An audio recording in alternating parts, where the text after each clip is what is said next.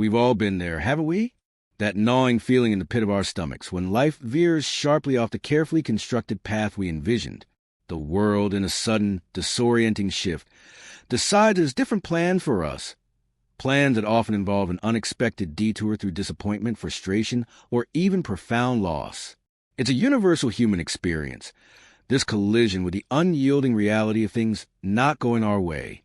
We cling to our expectations, our meticulously crafted blueprints for success, happiness, and peace, only to watch them crumble in the face of an indifferent universe. Why does it feel so profoundly unsettling, so deeply personal, when these moments arrive?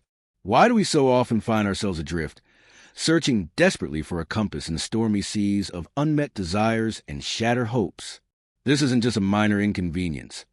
For many, it's a recurring source of anxiety, a silent undercurrent of dread that permeates our daily lives, making us fear the inevitable curveballs life will undoubtedly throw. We spend countless hours replaying scenarios, dwelling on what should have been, or agonizing over how to wrestle control back from a world that seems determined to elude our grasp. It's a question that has haunted humanity for millennia, yet one that modern life, with its relentless pursuit of control and immediate gratification, seems to amplify tenfold. And it was precisely this deeply human struggle, this persistent quest for equilibrium in a world of constant flux, that became the life's work of a quiet, profound observer, a Zen Buddhist monk named Haemin Sunim, whose journey to understanding the nature of peace in a turbulent existence forms the very heart of the wisdom we're about to uncover. Before he became the compassionate guide known to millions, before his words offered solace in the bustling cacophony of the modern world, Haemin Sunim walked a path steeped in the rigorous academic tradition of Princeton and Harvard, a world far removed from the serene meditation halls of his later life. He was a scholar, immersed in the intricate dance of intellectual pursuits, wrestling with complex philosophical treatises and the demanding expectations of the ivory tower. His life, by conventional metrics, was one of success and intellectual rigor. Yet, beneath the veneer of academic achievement and logical analysis, a persistent unease simmered. He observed, both in himself and in those around him, a relentless pursuit of external validation, a frantic scramble for achievements, recognition, and material possessions, all under the misguided assumption that these external markers would somehow, finally, deliver lasting contentment. He saw colleagues consumed by ambition, students burdened by the pressure to excel, and friends caught in the endless cycle of desiring something new, only to find fleeting satisfaction once it was acquired.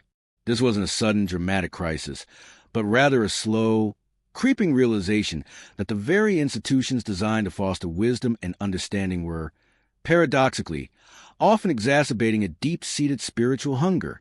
The more success he witnessed, the more accolades he garnered, the more acutely he felt the hollowness that often accompanied them. He observed how readily people's inner peace was disturbed by the slightest deviation from their plans, a delayed flight, a critical email, a perceived slight. He realized that the prevailing mindset, deeply ingrained in Western culture, was one of constant striving, of pushing against reality, of attempting to force circumstances into submission. This approach, he understood, was a recipe for perpetual disappointment, a constant battle against the inherent unpredictability of existence. His personal struggle, therefore, was not one of outward failure, but an internal dissonance, a quiet yearning for a deeper, more resilient form of peace that the intellectual and material world simply couldn't provide. He yearned to understand why people, despite their best efforts and considerable achievements, remained so fragile in the face of life's inevitable challenges. It was this profound disillusionment with the conventional pursuit of happiness, this deep empathy for the universal human struggle against an uncontrollable world, that compelled him to abandon the well-trodden path and embark on a radically different quest, a quest for wisdom rooted in ancient traditions, a quest that would ultimately lead him to the serene insights of Zen Buddhism. His first profound breakthrough, a cornerstone of his eventual teachings, came not through intellectual discourse or rigorous debate, but through the simple, direct experience of mindfulness. He discovered that the initial resistance, the immediate surge of frustration or anger when things didn't go as planned, was an inherent enemy to be vanquished, but rather an integral part of the experience itself. The prevalent societal instinct, he realized, was to immediately fight the negative emotion, to deny its presence, to distract oneself from its discomfort. We tell ourselves, I shouldn't feel this way, or this isn't fair, thereby adding a layer of judgment and self-recrimination to the original discomfort. Instead, Sunim began to teach, the initial sensation of disturbance is simply the first ripple.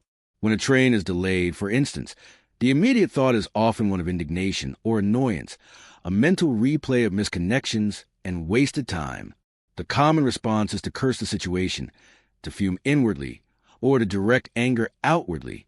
But through mindfulness, he learned, and then taught others, that this initial feeling is merely information. It's the brain's way of registering a deviation from expectation. The true suffering, he discovered, arises not from the event itself, but from our reaction to it, our stubborn refusal to acknowledge and accept the present moment as it is, even if that moment is inconvenient or unpleasant. He recounts numerous instances where students, initially resistant to simply observing their anger or impatience, found profound liberation when they shifted their approach. One student, a highly successful but perpetually stressed executive, recounted a situation where a crucial deal fell apart at the last minute. His immediate impulse, ingrained over decades, was self-blame, a torrent of if-onlys and I-should-haves. Sunim gently guided him to simply feel the disappointment, to allow the sensation to exist without layering on the narrative of failure. By simply observing the physical tightness in his chest, the dull ache in his head, the executive discovered that the raw emotion, when unresisted, was surprisingly transient. It dissipated much more quickly than when he engaged in the usual mental battle. This wasn't about liking the situation or pretending it didn't matter, but about recognizing that resistance to reality only amplifies suffering. The principle was simple yet revolutionary. Acknowledging the moment, no matter how undesirable, is the first step towards transforming our relationship with it. It's about learning to say, yes, this is happening, before attempting to change, judge, or escape it. This profound shift in perspective began to chip away at the deep-seated human tendency to fight against the current of life, revealing a more peaceful alternative hidden beneath the layers of our own reactive patterns. However, the simple acknowledgement of the present moment, while profoundly liberating, wasn't a complete picture. Sunim quickly realized that while acceptance was crucial, it could, if misunderstood, lead to a kind of passive resignation, a sense of simply giving up. People would say, okay, I accept that this is happening, but now what? Am I supposed to just do nothing? This pointed to a deeper complication, a more nuanced truth that mere acceptance alone couldn't address. The missing piece, he discovered, was the understanding of interconnectedness and the inherent wisdom that emerges when we realize we are not isolated entities battling an external world, but rather interwoven threads within a vast tapestry. The first principle taught us to embrace the immediate sensation. The second revealed that even in moments of apparent failure or blockage, there's an underlying current of support and opportunity. When a door closes, the natural reaction is to mourn the loss of that specific path. But Sunim's insights, drawn from centuries of Buddhist wisdom, emphasize that every ending is simultaneously a beginning, every obstacle a potential teacher. He recounts the story of a young artist, distraught after a prestigious gallery rejected her work. She had poured months, even years, into preparing for this opportunity, and the rejection felt like a definitive condemnation of her talent and her future. Initially, she was paralyzed by despair, seeing only the closed door. Sunim encouraged her to step back, not just from the immediate pain, but from the singular narrative of failure. He asked her to consider the broader network of connections, the skills she had undeniably developed, the passion that still burned within her, the unexpected conversations she might have had, or the new ideas that might now germinate in the fertile ground of disappointment. He reminded her that the gallery's decision, while significant to her, was also influenced by countless external factors. Curatorial themes, market trends, limited space, none of which were a personal indictment of her inherent worth or artistic merit. Instead of fixating on the no, he guided her to see the not this, but perhaps something else. The artist, freed from the crushing weight of singular expectation, began to explore different avenues. She started collaborating with other artists, took on a teaching role that unexpectedly invigorated her creative spirit, and eventually found an independent collective that championed her unique vision. This second principle wasn't about forcing a positive outcome, but about cultivating the inner flexibility to perceive the broader landscape of possibilities that invariably emerges when one path is blocked. It taught that even in moments of perceived setback, the universe is not necessarily punishing us. It might simply be redirecting us toward a path we hadn't yet considered, a path that might ultimately be more aligned with our true purpose. It's about shifting from a fixed, linear view of progress to a more expansive, fluid understanding of life's unfolding journey, recognizing that wisdom often emerges from the unexpected detours.